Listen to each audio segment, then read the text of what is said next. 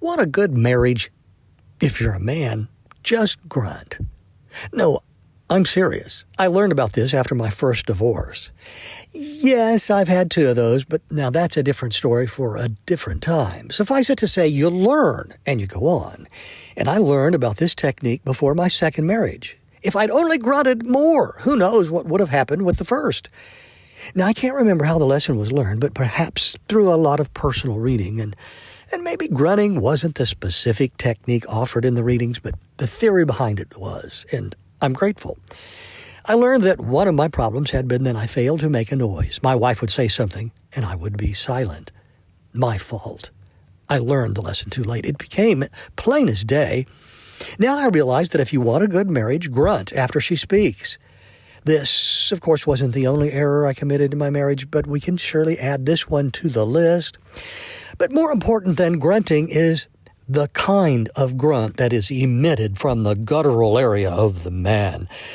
The more pleasant the grunt, the better, as the woman will hear the difference. Listen. That's good. But now an interested type grunt with enthusiasm is very good. Oh, that one will be met with a smile. Do you hear the difference? Now, men, are you following me? You should make the guttural noise like Tim Allen makes. You know, the type that TV's Tim the Toolman Taylor makes when he's pleasantly surprised, or maybe he's learned something quite interesting about racing lawnmowers. Oh! Okay, grunting may be tongue-in-cheek, but I'm simply trying to make a point. You see, my then wife and I communicated satisfactorily, but when she made a point, I said nothing. At other times, she'd make a comment, and again, I would fail to acknowledge it. Shame on me, and especially if she said something obvious like, "Look how blue the sky is today." I should have grunted, but didn't.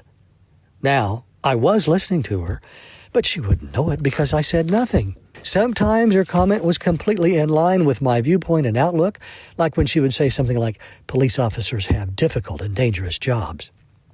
Now, why would I need to respond to that, I'd think, especially when her comment was on the mark, obviously correct.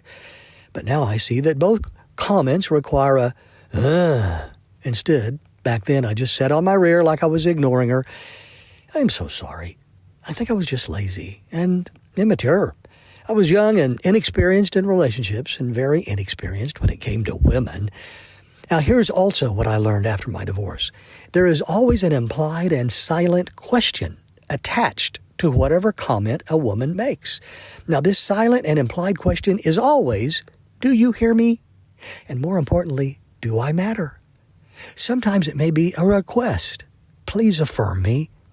And with any response by me, even an interested grunt, I would answer this silent question. As harsh as it sounds, even the grunt would have been better than nothing. By saying nothing, well, you can imagine what a woman hears said or not said. I'm not listening, you're not valued, and you don't even deserve a grunt. Not only is that sad, it's embarrassing, and it's damaging to a relationship. It's just plain wrong. Now, following my grunting period, I learned to say the word yes whenever someone I cared about would make a remark. I began saying yes, and I meant it. Yes is a very good response. And as I grew, I realized that I could do better.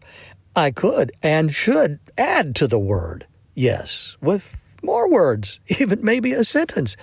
And the more I added, you know what? The healthier my relationship became. Words of the wise. It's all in the grunt. That's my take on it. For Paragon Communications, I'm Paul Joseph.